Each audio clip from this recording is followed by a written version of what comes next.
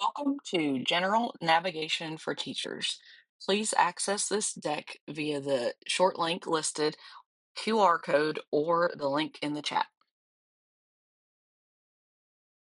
This session will cover navigation, searching for student information, navigating the teaching center, and access to additional resources. Once signed into NC Ed Cloud, you'll look for this icon to access Infinite Campus. Generally, you'll access via your computer, but you can access on a mobile device using a browser. Parents and students can access via an app downloaded from an app store. This shot demonstrates what it would look like to navigate to the attendance panel from the teaching center.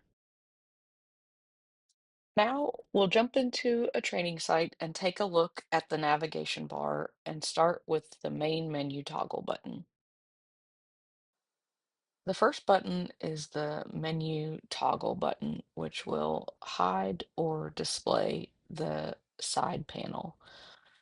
The main menu consists of three additional buttons, which will show the main menu with the folder, the star, which will display your favorites, and the recent tools when you click the clock. Menu display toggle will influence how you see your tool availability. So, for example, when you click instruction, you get a flyout menu of the tools that are available in your account. If you click here, you will see your tools as a list rather than a flyout. So you will see them in your sidebar. Clicking this will will toggle that for you, but if your screen display is zoomed in, you lose the ability to make that toggle. So if you don't see that option, you need to change your display settings so that you can toggle that back on and off. The next icon is the search menu. When you click that, you get the option to select a type of search. For teachers, it's likely student and tool, and then the search bar where you can enter search information. Moving along the top of the navigation bar, we have the Infinite Campus icon, which will take you back to your home screen. And for a teacher, it is the Teaching Center. And just to demonstrate that, we'll navigate to a different screen. This is the Message Center. When you click on Infinite Campus, it takes you back to the Teaching Center. Moving further along, this button is the context switcher, which will allow you to navigate between different schools that you may serve. So, for example, this account only serves one high school, but if you serve multiple schools, you would see them in the drop-down list here. Once you select another school, it will automatically populate to the correct calendar. Then you'll click save and you'll be able to access that information. Moving on is the notification icon, which will give you notifications or an indication of a notification for messages and other items. Um, Next is the help icon. This icon will function really well in your live site. When you navigate to a tool, let's say the curriculum library, and you're not too sure about what the curriculum library is, if you navigate to this tool and click the help icon, a new tab will open in the knowledge base about the curriculum library. So this tool will help you find information about the tool you're looking at. Next is the apps button. The campus community is the button that will be helpful for you. It will take you to great resources once you're in your live site. The last button in the navigation bar is the user menu button. So from this user menu, you can log off. You can click open to see the current version of Infinite Campus that your PSU is on. and then instruction settings. So this option is also available in the gradebook, but from here you can decide what you land on when you sign in. And for teachers, campus instruction is likely the best option. Then you have options to either show or not show active students only, to show student number, pronouns, to include the picture, and to use canned comments. And then you also have the option for your gradebook settings to show colors for scores or grades and then mute those colors. Like I said, you can get to this from your gradebook as well. I'm gonna close that out and then actually click Infinite Campus to get back to my home screen. When you click on Community, you open a new tab that provides access to professional development and content to address questions. So you land on the community page. From here, you can see the news updates, and you've got some options across the top. The forums button will take you to forums that have existed for a long time, spanning the existence of Infinite Campus. But you can see that there are state specific forums for North Carolina. You can access them here and pose questions that will folks in North Carolina will be able to address. But you can scroll through and see lots of different topic areas that may people may have posed a question that you also have. So you can type in a search and see what folks have said about different topics of interest. The next button is the knowledge base, which is a searchable index of um, tools inside Infinite Campus, and you can use this search bar as well. And if you have a question about posting grades, you can find an article, videos, or even simulations here. So you could click on those and take a look at each of these items. Lots of good information and screenshots. You also have the ability to favorite these articles so that you can get to them quickly. They live over here in your sidebar favorites, and then you'll see the things that you've added to your favorites list. The last button I want you to see is this Campus Passport, and you may have already jumped into this prior to getting your live site, but the Campus Passport um, provides content, recorded videos or professional development, and they record their yearly event series, which they do more PD. So you can search here and find additional um, content to watch on all things Infinite Campus. So you'll get here from the, I think it's the apps button, and then clicking community. So that's it for the navigation bar. Now we'll get into student searching. You can search for a student by clicking the search icon. By default, you will search for student information. In order to find your students, you can quickly click the second search icon and it will display all of the students that are attached to you via a course or section. I can click reset and then I can also search by last name just by typing in the last name. And reset again. And if I'm not sure how to spell, I could just enter the first three letters of the last name and find the student. If I don't know the last name, I can enter comma, space, and the first couple letters of the first name, and I can find my student. So a couple search options using the search bar. You also have the advanced button at the bottom.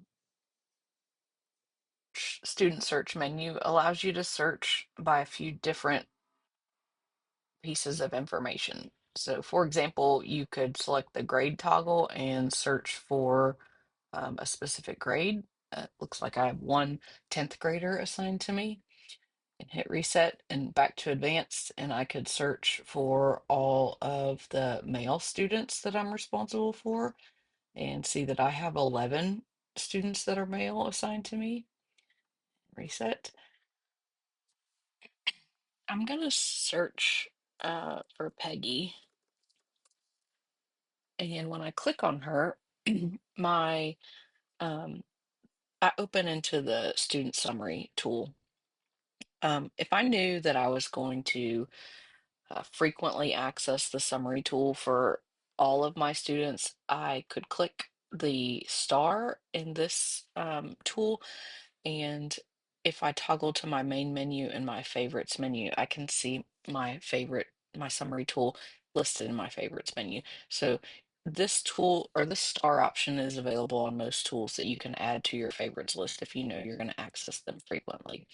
So I landed into the summary page, which is information about a student in their home environment or people that they are connected to at home. So I can see across the top Peggy's name, her student number, grade, date of birth, and also her counselor listed. Underneath that first row are flags that have been assigned to Peggy, and these, if you hover over them, may give you a little bit more information about the flag. So I can see that she's got a 504 for extra time and her gifted advisor. You can also see flags listed in the related tools menu, and so this may or may not be automatically toggled on, but you can click the related tools button and show the tools. So this list of tools um, matches when you click on the main menu and student information and general. Okay, so that is the same as the breadcrumbs that are listed here, student information, general, and I'm in the summary tool. So you can get to these tools in both places. You can click on student information and navigate to the tool you need here, or you can find a student and then use the related tools menu on the right. So looking at the summary for Peggy, I can see her bus information, her household and address. And if look on the side here, I have her quick contacts. And her father and step parent are listed here with a blue G. That's an indication that this individual or these individuals have been labeled as guardians. The guardian indication is important because individuals with that indication will have options to create a parent portal account. Only individuals with the guardian indication can get a parent portal account. Um, so as I scroll, I can see emergency contact priorities, father, step parent, and then aunt, and another emergency contact listed there. In the center panel, I can see households, and her primary household, where she's living primarily, is the address listed there and the individuals living in that household, as well as siblings. If I keep scrolling, I can see her secondary household, in which she's attached with her mother, and then her non-household relationships. So folks that are still a contact for her, but she is not living with. So the student summary will provide information about the student outside of the building. The profile tool is information about Peggy in the building. So her in progress grades, current absences for the year, attendance letters that may have been sent, any past due assignments or recently created assignments, and then any behavior incidences that have been added for Peggy. This profile page looks similar to the advisory page inside the teaching center. So profile is info about the student in the building, summary info about the student outside of the building.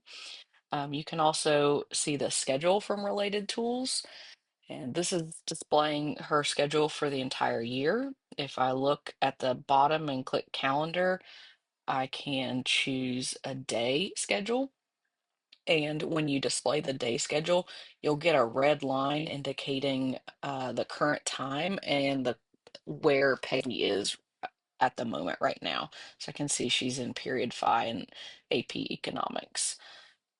I can also look at a week agenda or a week view or an agenda view. So that's the student schedule. You can also look at attendance a little more closely. Attendance defaults as present. So if Peggy had shown up to school every day, you would not see anything here. The colors are indications of absence events. So she's had some excused absences and one unexcused absence. As you take attendance as a teacher, they will show here in yellow. And once your data manager codes the absence, either excused or unexcused, it will turn either green or red. So I can scroll and see the different courses that she has absences for. I can see each term listed here, and I could print a PDF or a doc of a day report or a period report. And click for that, hopefully. All right, so I can also look at grades for Peggy for each section that she's in.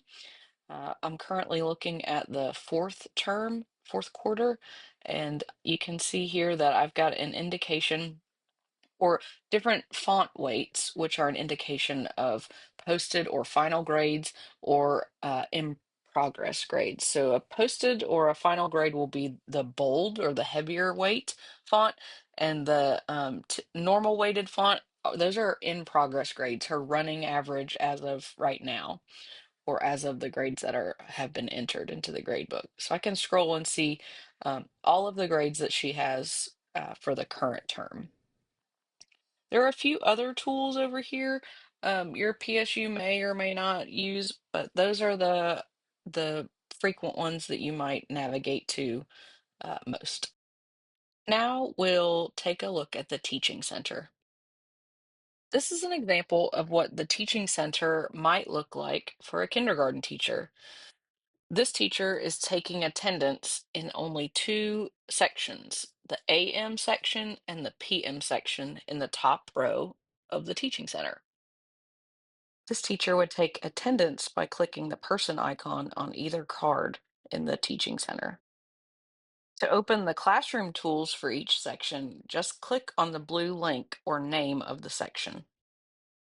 This example of a teaching center shows 11 sections of a music course. Clicking the blue link will open an option to see each section. This example is a high school teacher that takes attendance each period. Let's take a look at the buttons available on a course card.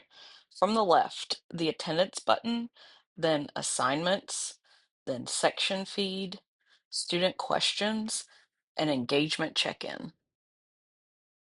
The cards for your sections may look different based on the tool rights assigned in your PSU. The gear icon on each course card will open classroom settings where you can modify the course name, course color, and course icon. This is an example of some sample Teaching Center course cards.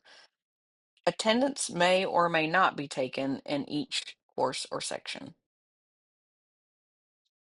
Now let's get a look at what each of these buttons can do. The first one is attendance. I have a green check in this one, which means I've already taken attendance. So let's look at this one. When I click the button, a flyout menu appears with the students in my roster. I can click A to mark a student absent, and I can click T to mark a student tardy. When I click an A or a T, I get the option to enter a comment. I can enter a comment like, and once I save, that comment will be visible in the student portal and the parent portal. Comments are not required, so I can remove my comment and save again. When I close this, after saving, I get a green check, which means my attendance is complete for this section. The next button is the assignments button. When I click this, a flyout menu will appear and will be set to display any unscored assignments. The speech bubbles icon is the section feed button. This feature is new in the June update. This feature allows a teacher to share a message with all the students in a section, and based on individual section settings, students may or may not be able to reply. Section feed settings are accessible via the gear icon. Each section feed will have settings that need to be adjusted by the teacher. Section feeds can be made available to students, parents, or both. Student questions is another tool that can be enabled by the PSU. This tool allows each student to ask one question at a time. Enabled by the PSU, teachers have the ability to enable or disable the student question tool. Clicking the gear icon and unchecking this box will eliminate the student question option. Questions posed by students are only visible between the teacher and the student who posed the question. The final button in the course card is the engagement check-in. Click the smiley face, then add. Give your check-in a title,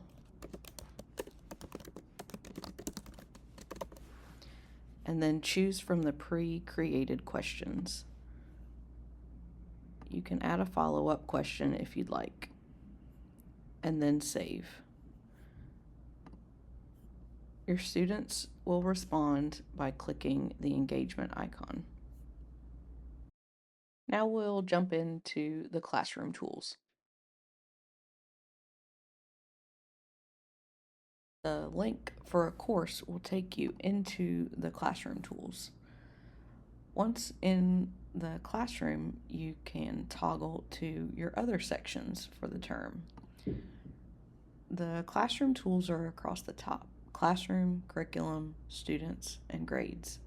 The first tab, classroom, will display assignments or tasks that are due today or in progress. You also will see your section feed information, and on the right side, you'll see class info. Likely, you will see your email address, classroom number, and contact information. You can also add a classroom web page from the gradebook that will display here. Additionally, you see this Take Attendance button. You can take attendance from the classroom page or from the students page using students and then attendance.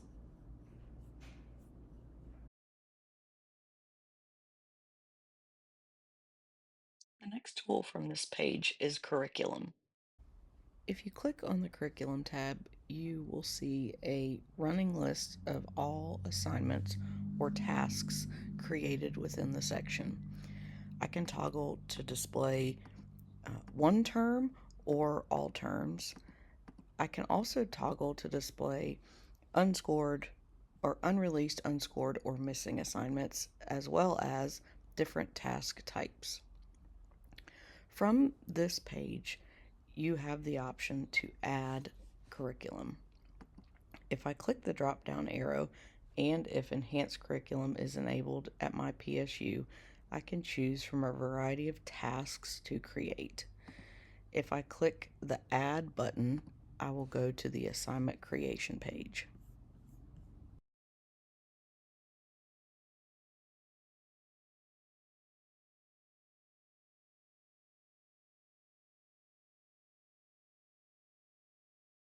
We'll walk through creating an assignment. I'm going to click the blue add button from my curriculum page. This brings me to my assignment details page. I must add a title. I'm naming this Week 1 quiz. I'm going to show you here this abbreviation is automatically generated based off my title. The abbreviation can only be 5 characters, but you can modify it if you want. So I'm just going to name it quiz 1 there. And the sequence will show the order in the gradebook. There are several required fields, but many of them will be populated by a default. So my start date and my end date are required, but they are listed as today. I can choose who I want to assign this to based on student groups, and I can make student groups in my gradebook. I'm going to leave this with all assigned. I could alternatively click and select manually which students I wanted to assign this to. I'm going to leave it with everybody. I want this assignment to be graded, so I'll leave the grading on. Then I can choose my category for my assignment, and I think this is coursework. My term grade is selected. That's where my grades need to land so that they'll be calculated. I want points to be my scoring type, and I want this to be worth 100 points. So those are all of my required settings. If your PSU has enhanced curriculum enabled, you will see the option for summary or the ability to attach content or an additional task. I'm going to say, please complete the quiz in class. That's all I want to say there. And then I'll say save. If I knew I was teaching multiple sections of this same course and they needed this quiz also, I can click save and add sections, and my other sections I'm teaching will show on my sidebar. Let's say I also want to assign this to my calc and my trig classes. I select them and click OK. I can modify the start dates and end dates from this page. I can change my point value here. I'm going to leave everything the same and click Save Changes. Now this assignment will show up in all of the courses I selected. So if I have scores already, I could click Score, and I could add my scores here for this quiz. I could also choose to mark this assignment with the flags that I have available, or add a comment for each student if needed. Once complete, I would click Save at the bottom.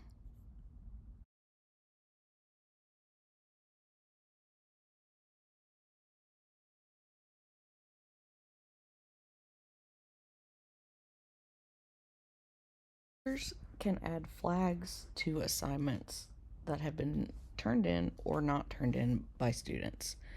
From the Curriculum tab, you can edit the assignment. I'm going to open up my quiz I just created by, in the Curriculum tab, clicking on Week 1 quiz, then click Score. Then I can enter scores here. I can choose flags here. The flags I have available are turned in, missing, late, incomplete, cheated, exempt, or dropped. The missing flag will show here and will auto calculate to the percentage that is set by the school in settings. These can be modified to a different percentage based on each school.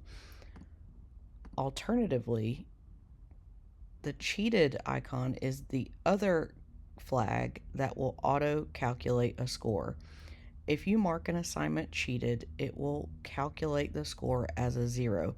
No matter what you put in as the score, it will be calculated as a 0.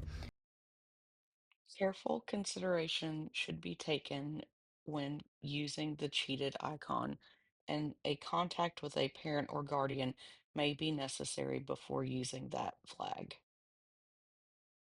This percentage cannot be modified in settings. As also, each of these flags will be displayed in the parent and the student portal, and those will be visible as soon as you mark them. In addition, comments added to assignments are also visible in the student and parent portal. These flags will show here in this assignment panel in the curriculum, and they will also show in your gradebook. We'll show you that now. So I'm going to toggle to the grades menu. I'm going to look at my quiz 1, and if I hover over the indicator in the corner, I can see this was marked late and this was marked cheated. Additionally, you can add flags from within the gradebook by clicking in the score box and the blue arrow on the right. I can see all of my flag availability and I can enter comments here. So, multiple places to flag or add comments for assignments.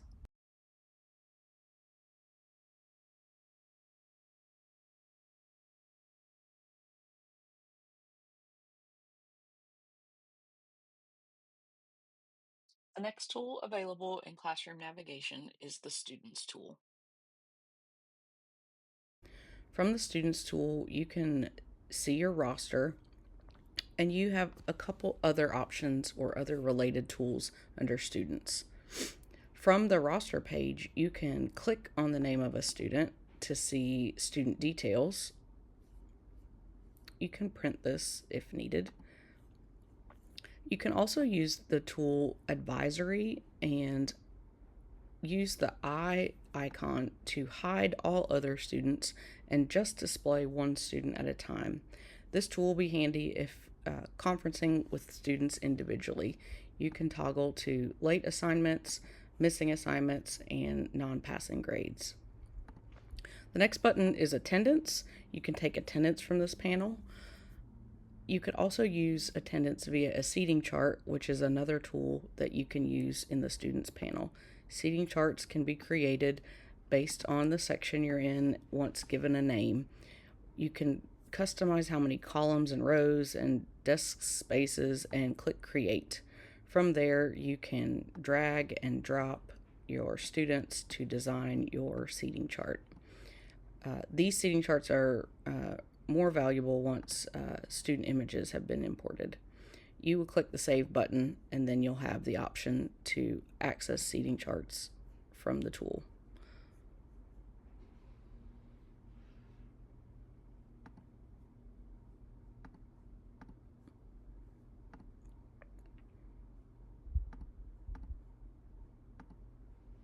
Once I click on the section, I can see my saved seating charts and open. Another tool you can use that will help you when assigning assignments to small groups is the Student Group tool. You can click the New button at the bottom, give the group a name, and add students as needed and click Save. Those student groups will show up in your assignment panel when assigning. These tools will be based on tool rights and may look different in your PSU. Tab teachers have access to in the classroom navigation view is the Grades tab. This tab displays your roster and gradebook with all assignments you've created with as well as the scores entered. The blue sections can be clicked for more settings. For example, the settings flyout will offer many settings that can be customized given the tool rights via your PSU. Some of the settings you may want to address are categories, which determine which type of task you're aligning your assignment to. You may have the ability to add new categories based on your tool rights, or they may be predetermined by your PSU. Next, you may also have the option to modify how your grades are calculated under Grade Calc options. These may also be set and determined by your PSU. Moving along, the opportunity to create section groups. If you teach more than one section of the same course, you can add them all into one section group.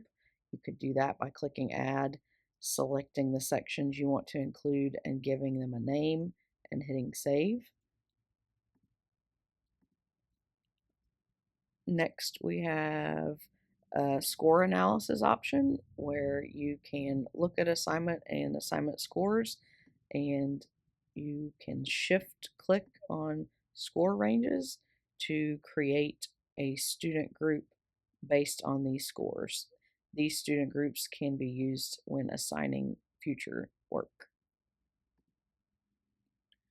Another option you have in here is the ability to add a website address to your classroom page. You can list it there and click save. The option to modify the look of your gradebook with coloring. You can click the pass fail coloring settings button, and in the bottom of that panel you can choose to show coloring for grades and scores and whether or not to mute the coloring. The coloring unmuted looks like this, and then the coloring muted looks like this. Those are options you have in your gradebook. Or fly out window in your gradebook. So we'll close the settings menu and we'll open the grade totals menu. This menu provides both in progress grades and category averages, as well as the window that displays whether your grades have been posted or not. So the in progress grade is the running average that is calculated and set by your grade calc options. And so you'll see your points possible, or your points earned and your points possible, and the percentage. The category section shows the percentage earned in each category. You'll see this post grade option. This option is available when the grading window is open, and you know that the grading window is open because you see this option and because this panel is white. When the grading window is not open, this area is gray. So if it's the end of your term or end of the semester or end of the year, you'll post your grades by clicking post and making sure you're in the correct term, clicking OK, and we're going to click OK and OK. And essentially, it's going to copy the in progress grade over to your posted grade. I could also just change these if I wanted, if I wasn't quite ready to post, and just back this out. Just highlighting and deleting all of that. And so, post this button will just copy these grades over to here. So you could also just type them in and add comments if needed. I'm not going to save, I didn't make any changes. So features that are using standards-based grading, there is an additional tool that will be helpful. So I'll navigate to my standards-based grading gradebook, and I'm on the side panel in my grades window. I'm going to click on Progress Monitor. This tool allows you to see the running grades for each standard and the roll up that these standards roll into.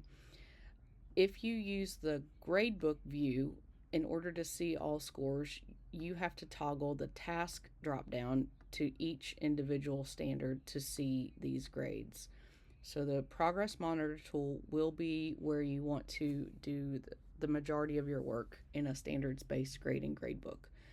So I can click on each standard to open to see the assignments. So I can see my map analysis, teaching center cards, and unit 1 quiz all align to this standard, and I can modify grades for each of these if I'd like.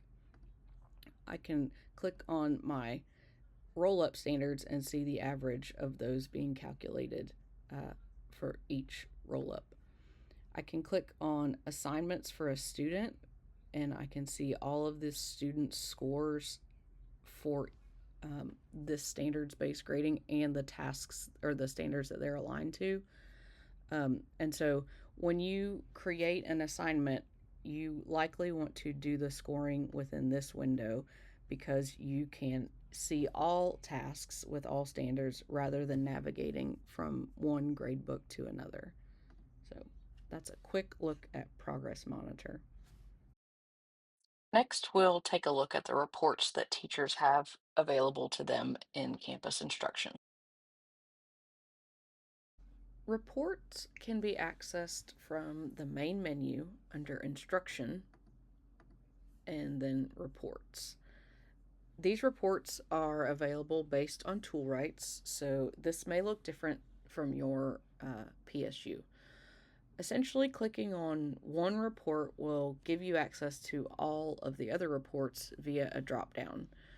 The first report we'll look at is the blank spreadsheet report.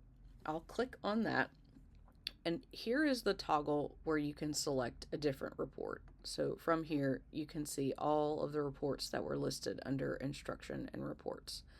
Your blank spreadsheet report allows you to configure with a title, a number of columns, and you can configure the column header types if you would like.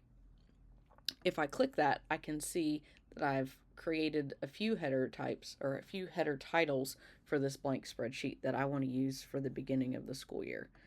Click cancel there. I also have the option to use large font, shaded rows, showing the student number and removing my inactive students. I can choose to open this as a portrait or a landscape report, and I can choose to group or pick which section I want to print this report for. When I generate the export, I can use a PDF, or I can click the drop down arrow and generate a doc or a CSV. Your CSV will open in a spreadsheet tool that you can add columns and change your column headers as needed. Another report that might be useful for the beginning of the school year is the roster report. This roster report has numerous options that can be toggled on or off. And so you can choose to shade and choose your effective date, showing incoming or drop students, and then a plethora of student options on the side. Your student date of birth and including student picture will also be available. So this report will be handy for the beginning of the school year. You can also generate this as a spreadsheet or CSV file. Looking at other reports, you've got a missing assignments report that will report all assignments for each student that you have flagged as missing. The student summary will likely be a report that you could run if you needed a progress report. And you've got a variety of options here to show multiple students per page or just one, and then including assignment detail, which will be the most detailed report. And then you can toggle any of these on or off. You can add a teacher comment. If you run this report for all students in a section, it will print the same comment on each report. So use that in case you need to inform all parents in a section that maybe a unit test is coming up, or return permission slips for something. That information is going to go to each student. Then you can choose to only print this for a couple or whoever you need. And then you'll want to make sure that if you're running this for the fourth term, that you toggle these off if you only want to show fourth quarter. So you would come in here and just uncheck and just only show the fourth term. So that's a student summary report. Lots of options.